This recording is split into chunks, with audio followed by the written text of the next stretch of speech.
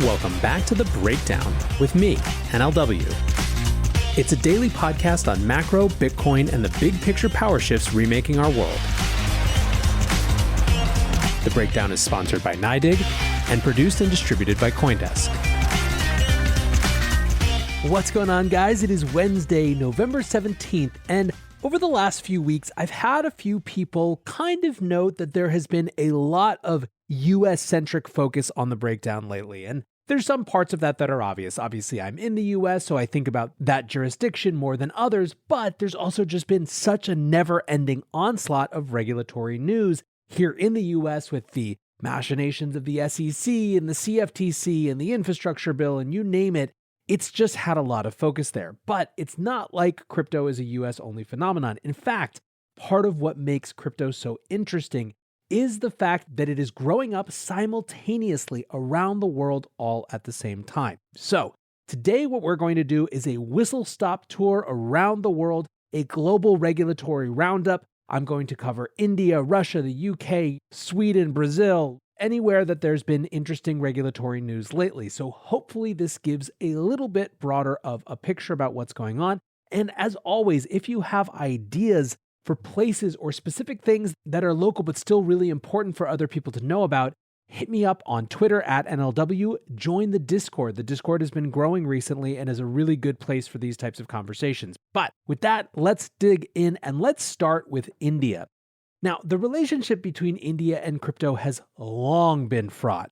The Reserve Bank of India effectively banned crypto. Now, their mechanism for doing this was that they didn't allow banks in India to service the crypto industry, and what that amounted to was a ban. That happened in 2018, but a couple years later, the Supreme Court in India overturned that ban. Still, while overturning that ban did allow a new crop of Indian crypto startups to rise up, there have still been big regulatory questions about what the long-term status of crypto in India was going to be. There have been basically ever-present rumblings of a full-scale crypto ban in India. The Economic Times is now reporting that government sources are saying they're presenting a crypto regulation bill in the Parliament's winter session. And while the original bill had indeed planned to ban crypto as a whole, it now seems there is a lot more nuance. CoinDesk's headline reads, India to ban crypto as payment method, but regulate as asset. So the idea here is that they would say you can't pay for things with crypto. That's not what crypto's job is, but it's fine as a digital asset. And this actually has some precedent around the world. Indonesia, for example, since about 2017 has had this sort of dichotomy. Now, in addition to regulating crypto as a digital asset, but preventing its use as a currency, the bill is also looking to ban quote-unquote active solicitation from crypto firms. And it seems like there's been a pretty large emphasis on issues around crypto advertising. In July, the High Court of Delhi called for standardized disclaimers on crypto-related ads on national TV. And in fact, the Securities and Exchange Board of India, SEBI, actually was looking to potentially have disclaimer text cover 80% of the screen. Now, to get a sense of what all these things feel like to the Indian crypto community, they're actually seen as relatively positive steps, even though they seem potentially egregious to some of us in other regulatory regimes. There have recently been a series of closed-door discussions between the government and the RBI, the Reserve Bank of India, as well as the government and crypto representatives. Nishal Shetty from the exchange Wazir X really nails the tone, tweeting this morning, regulations before meant trying to suppress or kill the crypto industry. Regulations today are directed at growing and winning the crypto industry.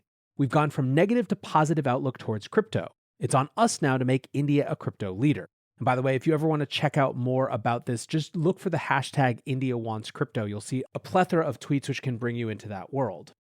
Now, of course, as they go about trying to actually regulate crypto as a new digital asset class, it still comes with a bunch of challenges. There is concern apparently about price arbitrage between exchanges, and there are questions of which regulator will actually have the authority in this space. But again, I understand where that community is coming from. It's a hell of a lot better to try to deal with those questions than it is to have to think about whether your entire industry is going to be banned out of the country as a whole.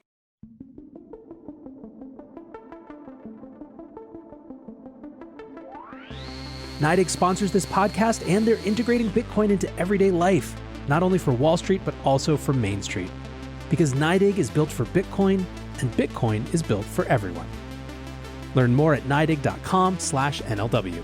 That's nydig.com/NLW. Speaking of banning in a country as a whole, let's pop over to China. China has obviously taken a truly anti-crypto turn this year. First, in the beginning part of the year, we got reiterations of previous policies, and it just seemed like a big nothing burger. But then the anti-crypto rhetoric was upgraded to the office of the vice premier, and as we all know now, the hash rate migration out of China really happened. That crypto mining ban was taken very seriously by not only the provincial governments who were in charge of putting that new policy into action, but of the miners themselves. This has been an ongoing topic. It will be looked at as one of the defining features and historical moments in the Bitcoin network in 2021. However, that was not where China was going to end things. On September 24th, the People's Bank of China and 7 other top Chinese regulators banned trading outright. They issued their, quote, notice on further preventing and disposing of the risk of hype in virtual currency trading. Now, previously, fiat to crypto trading had been banned. This had long been in practice. Now, crypto to crypto trading is banned as well. And this notice went farther, saying, for example, that staff for overseas exchanges, even those working in tech support, would be subject to investigation for knowingly participating in this industry. In addition, the new policy called for increased censorship of info related to crypto, and that seems to be coming to fruition. News outlets have been reporting that Chain News, O'Daily, and Block123, all crypto news sites and info platforms, have been inaccessible in China, while news site CoinWorld closed down their Beijing entity on November 15th. What's more, the Chinese government is now speaking about the next phases of the Bitcoin mining ban. The National Development and Reform Commission, the NDRC, yesterday said that it was moving to its next stages of the crypto mining crackdown and looking to punitive electricity prices as a tool.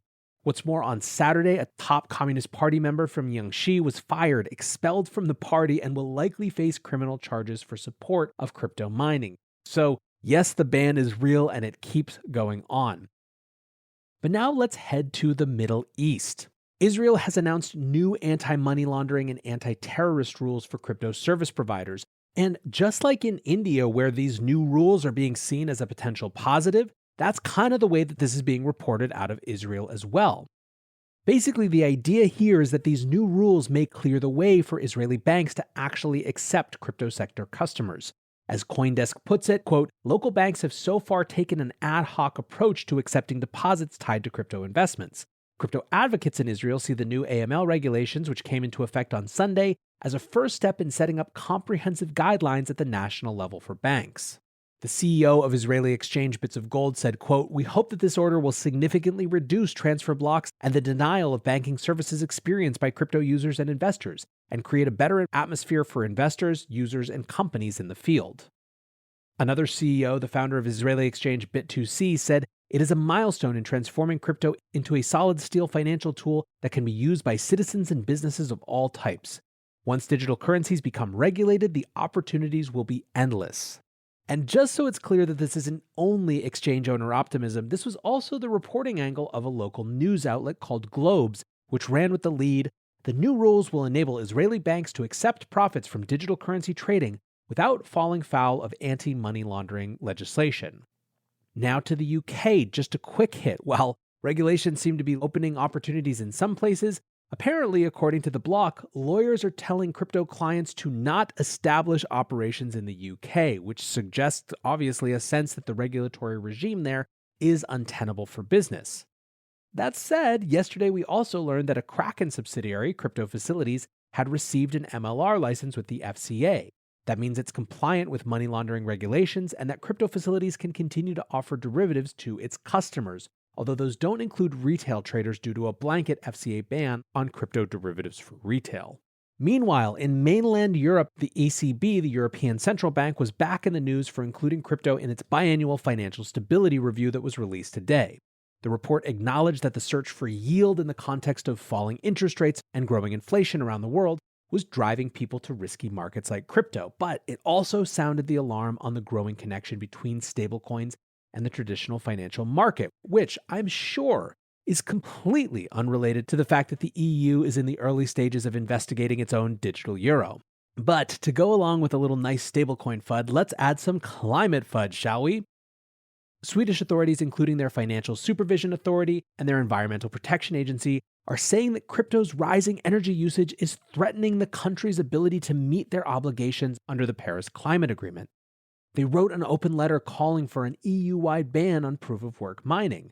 However, it seems like they didn't get all their ducks in a row, because even within the Swedish state apparatus, as the state-owned power company Vattenfall has very publicly disagreed with this pronouncement. Vattenfall's head of physical power management argued that crypto mining could actually balance the load, especially when power supply varies, which it does a lot in countries like Sweden, who have a heavy reliance on renewables like wind and solar. Vattenfall also pointed out that if clean power nations kick miners out, they're going to go to cheaper, dirtier sources of energy in other places. Now, Eric Wall, a crypto investor who's very prominent on Twitter and who is himself Swedish, was just aghast at this whole thing in an almost laughing kind of way. He writes, LOL, Vattenfall, Sweden's own state-owned power company, Sweden's absolutely largest fossil-free energy producer, just completely rejected the notion, put forth by our financial regulator and environmental protection agency 2 days ago, of Bitcoin's mining wastefulness. Instead, they talked about how crypto mining was an excellent buffer in energy production that is highly useful for controllable load management and a way to monetize excess energy which would otherwise go to waste. Eric Wall asks, do you have any idea how poorly researched this makes the article look? You did not even ask our own state-owned power company before issuing guidance on power production-related matters, and so on and so forth. But frankly, from our standpoint, it's great to see this sort of public debate and pushback. I think it's going to keep the energy discussion a lot more honest than it's sometimes been. Over to Russia now, where the leader of Russia's legislature is calling for a new working group that will focus on crypto with a special emphasis on mining. And there are a bunch of forces at work here. The Russian government wants tax revenues from miners. They want to be able to take advantage of gas flaring to make money from mining. And they also have a long-term interest in oil being priced in not USD, which is one of the more interesting and less talked about game theory dynamics of Bitcoin in the global environment.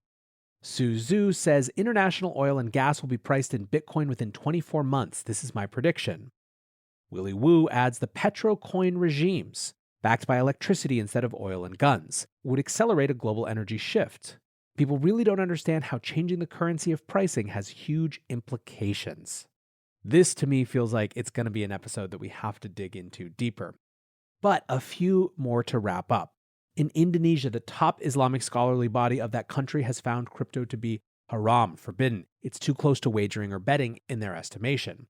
Now, this is a government-funded organization, but is not legally binding. And there's actually a lot of fascinating things to discuss around how crypto might relate and fit into Islamic finance norms. And if that's something that people are interested in, I would love the excuse to dust off my old Islamic finance and Islamic jurisprudence hat from when I was in college and dig into it. But in the context of this show, at least, this is really relevant, right? There is a lot of crypto interest in Indonesia.